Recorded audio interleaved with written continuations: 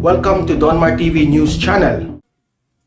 Okay, magandang umaga sa inyong lahat. It's 11:30 in the morning here in the Philippines. Magandang umaga, magandang hapon, magandang gabi sa lahat ng mga heroes natin dyan, ng mga OFWs. Hi, hello sa inyong lahat. Shout out sa mga OFWs natin and also sa mga audience ko dito sa Pilipinas. Good morning sa inyong lahat. Malapit na ang 12 noon. So sa mga kumakain dyan, shout out sa inyong lahat. Good morning, good noon.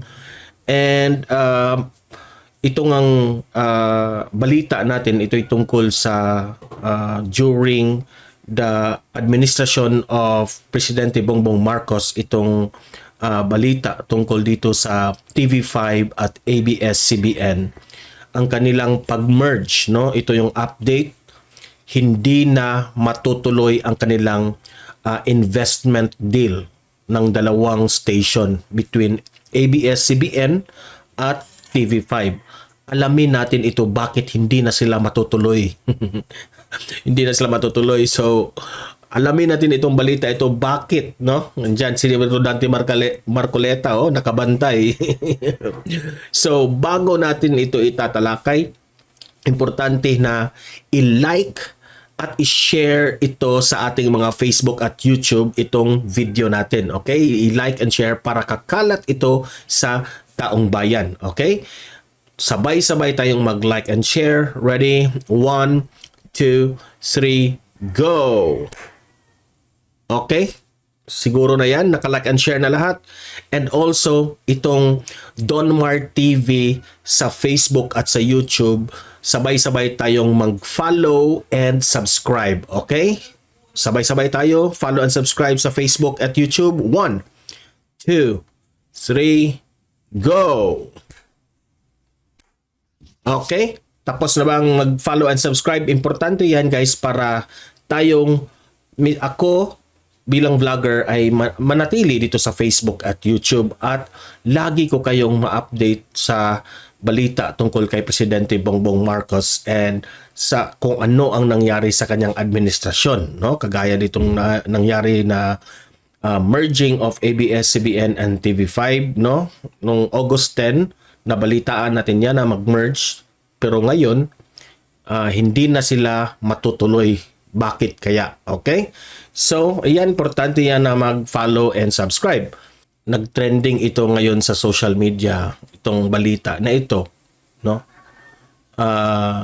Siyempre, nakakalungkot ito para sa ABS-CBN, no? Walang problema sa TV5 kasi they will continue operating, no, sa kanilang mga shows.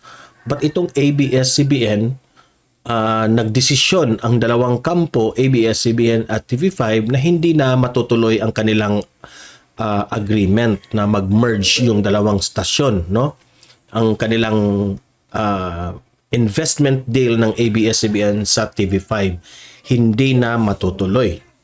So, sa balita ay sinabi na nagkasundo ang TV5 at ABS-CBN noong August 10, 2022 na mag-merge nga. Ngunit, ngayon lang, lahat ng mga agreement na nangyari noong August 10, 2022 ay ite-terminate na ng dalawang stasyon. Okay? So, yung proposed acquisition ng 34.99% interest, no? Kasali rin yun. Ite-terminate yun ng dalawang kampo, no? So malaki rin yung 34.99% interest, no? Kapag matuloy sila, ganito pala kalaki yung interest ng makukuha ng ABS-CBN.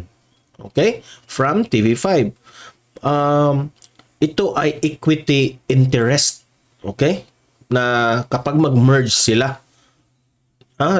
Na-mention din nila na yung agreement nila sa August 10 terminate din yung convertible note agreement, no? Na ibibigay sana ng TV5 yung airtime, no?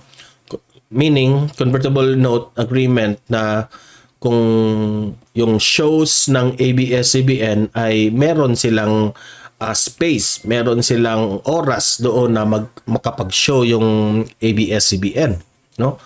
So convertible note agreement terminado rin, terminate din. Terminate rin yung Sky Vision. No, marami sila kasing nung August 10, marami silang mga agreement. Isa na dito is nakalagay sa kanilang mga papers, no. Ang kanilang agreement doon ay yung Sky Vision Corporation, no. Terminado na 'yon. ABS-CBN Corporation, terminate rin yung agreement nila. Lopez Incorporated, terminate din yung agreement na yan. Signal Cable Corporation, at yung Signal Cable Corporation naman ay merong 38.88% proposed acquisition sa Signal Cable, no? So malaki-laki rin yan. So talagang kapag natuloy itong dalawang stasyon na mag-merge, malaki pala ang kita rin ng ABS-CBN. Parang bumili talaga sila ng shares ng TV5. Ngunit hindi na ito matutuloy, no? So mag-comment tayo dito, no? Para sa akin, kawawa naman yung ABS-CBN. Kawawa sila dahil hindi natuloy ang kanilang plano, no? Kasi business is business naman talaga, no? So ang ABS-CBN, advice ko sa ABS-CBN, ayusin nyo muna yung mga, kung gusto nyong makabalik sa ere, no? Ayusin nyo muna yung violations ninyo. Kasi kung ating i-analyze, ang taong bayan ay parang hindi nagustuhan yung mga galaw ninyo noong kayo ay nag-ere pa, no? Meron din naman na gusto kayo, meron, pero most of the Filipino people hindi nagustuhan yung mga galaw ng ABS-CBN, especially na yung mga taxes na hindi binayaran na itinalakay ng Congress noon at Senado, no? So parang walang problema, no? If I were ABS-CBN, talagang you comply na lang with the kung ano ang nakasaad sa batas, no? Ayusin yung mga violations, yung especially nung mga yung ownership, no? Dami kasi many to mention about the violations ng ABS-CBN, yung black box, ganun. So kawawa yung mga trabahante ng ABS-CBN, mga artista, maraming nawalan ng trabaho. Hindi natin ginusto yan. Ngunit sa akin lang may pagkukulang rin naman ang yung ABS-CBN dito, yung mga kanilang mga heads, kanilang mga bosses ng ABS-CBN, boss ba, BOSS, merong mga kulang, merong mga pinabayaan na sabihin nating what you call that, requirements, no, na makapagpatuloy yung mga programa. So kawawa at trabahante, mga contractual, mga artista, yun ang nagsasuffer sa pangyayari, no? Kasi ngayon, no, ngayon na merge ng yung ABS-CBN, no? So they find ways na makabalik through sa ganitong paraan. Ngunit itong si Rodante Marcoleta, no, nasilip na naman niya na meron itong sa batas natin, hindi ito pwede. Nasilip ito ni Rodante Marcoleta. Kung narinig nyo ang kanyang speech ni Rodante Marcoleta, iniisa-isa niya lahat, no? Iniisa-isa lahat yung bakit hindi pwede itong galawan na ito na mag-merge yung dalawang station. Okay? So talagang nalaman siguro ng ABS-CBN na o yung mga abogado ng ABS-CBN at TV5 na o nga pala, nasilip ni Rodante Marcoleta, hindi ito pwede. Kaya siguro ito tinerminate ang kanilang agreement last August 10, tinerminate nila kaagad, hindi na matutuloy. So bad news ito sa lahat ng mga artista ng ABS-CBN, especially ng mga Showtime lovers dyan na mga vice ganda, no? So, no, hindi naman tayo selfish, no? Pero let's accept, nasasad tayo na hindi sila, kasi meron tayong mga idolo na mga artista dyan. Ngunit hindi naman papayag ang taong bayan na hindi kayo ko-comply ng iyong mga violations, di ba? No? So, dapat ayusin nyo muna bago kayo makapag ere again. That's being fair sa taong bayan, no? Taong bayan, tayong mga taong bayan ay nagbibigay tayo ng tax every day, every minute. Lahat ng mga ginagawa natin may tax yan, no? So dapat itong mga malaking kumpanya like ABS-CBN ay ganun rin, no? Kung ano man yung mga violations, detalyado yan, dapat aayusin nila yan. Let's accept, no? Let's accept. Magaling ang ABS-CBN. Walang channel, walang station like ABS-CBN ang kagaling, no? Para sa akin, ito yung pinakamagaling na istasyon sa Pilipinas, itong ABS-CBN. Let's accept that one. Even me, I can say na lahat ng mga stasyon ngayon sa Pilipinas na nag-ooperate, malayong malayo sa narating ng ABS-CBN. Lahat quality, no? Maganda yung mga programa, mga artista nila, ibang-iba sa iba talaga, no? Hindi ko naman kino-compare kung sino ang mas magaling. Magaling yung ibang artista sa ibang stasyon. Ngunit ang ABS-CBN,